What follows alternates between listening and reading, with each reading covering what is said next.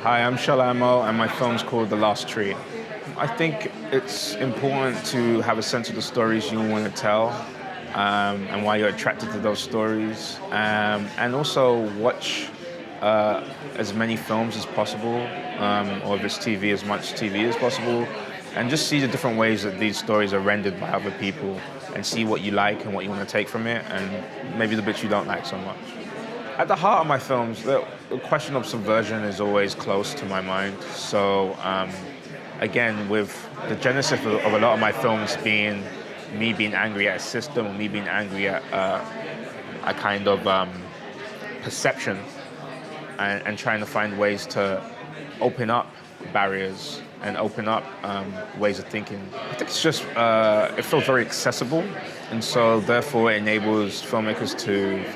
execute on their craft or develop their craft, and it feels very user-friendly, and I think it gives young creators confidence that they can move forward and make what they need to happen.